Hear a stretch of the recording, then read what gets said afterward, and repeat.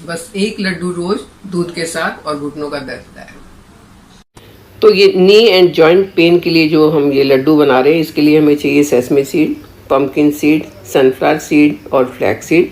ये चारों चीज़ें 25 ग्राम ईच चाहिए। उसके बाद 4 से 5 डेट्स चाहिए और ब्लैक रेजिन्स हमने लिया है।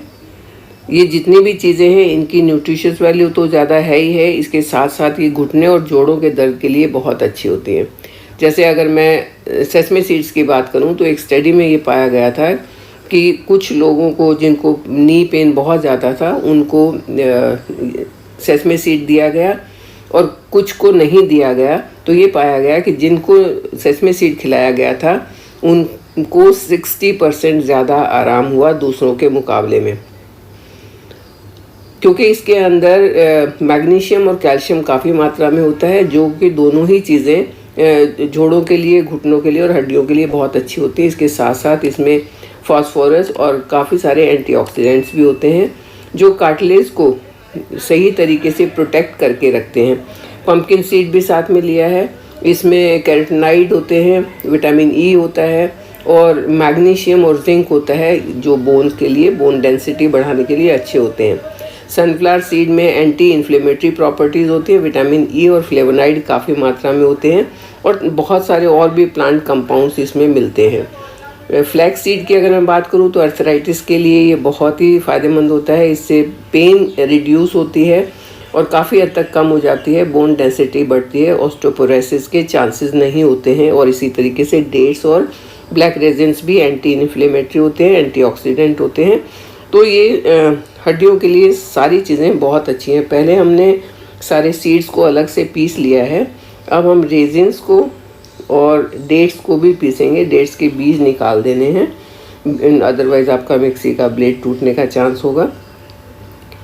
अब इनको आप अच्छे से इनको भी पीस लें और फिर एक बड़े मिक्सिंग बाउल में डाल के सारी चीज़ों को अच्छे से मिक्स करना है। आपने मिक्स करने के बाद एक पाउडर आपका तैयार हो जाएगा, जो थोड़ा सा अगर आप चाहें तो उसके लड्डू बना सकते हैं, नहीं चाहें तो पाउडर फॉर्म में भी उसको यूज़ कर सकते हैं। इसके अंदर कोई आपको एडिशनल घी, तेल कुछ भी मिलाने की ज़रूरत नहीं है।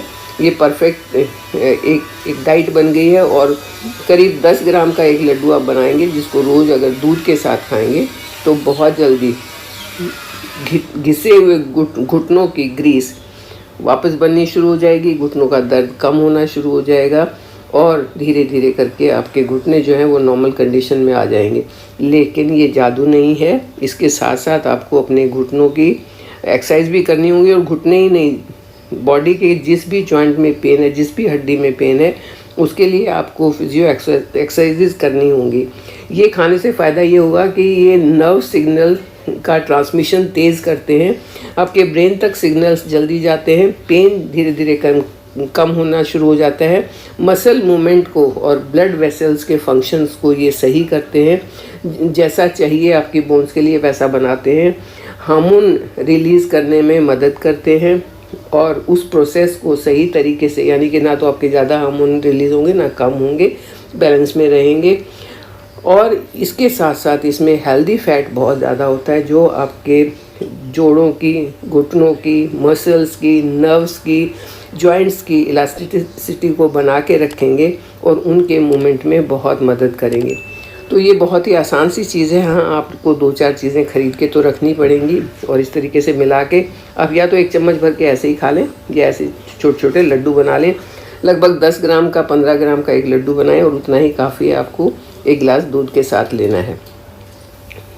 ये आपका करीब इस मटेरियल से 10 दिन का बन जाएगा और एक बार बना के आप 10 दिन के लिए रख सकते हैं और उसको धीरे धीरे जब आप यूज़ करेंगे तो कुछ ही दिन में पाएंगे कि आपका पेन भी कम हो गया है और जॉइंट्स में स्ट्रेंथ भी आनी शुरू हो गई है। जो आपको अनइजीनेस था वो भी धीरे धीरे ख़त्म हो जाएगा। तो अगर इतनी आसान रेसिपी आपको मिलती है तो उसको बना के ज़रूर देखना चाहिए। अपने घुटनों को हेल्दी रखना चाहिए, जो जॉइंट्स को हेल्दी रखना चाहिए, वेट को मैनेज करके रखना चाहिए और ये वेट मैनेजमेंट में भी मदद करेंगे।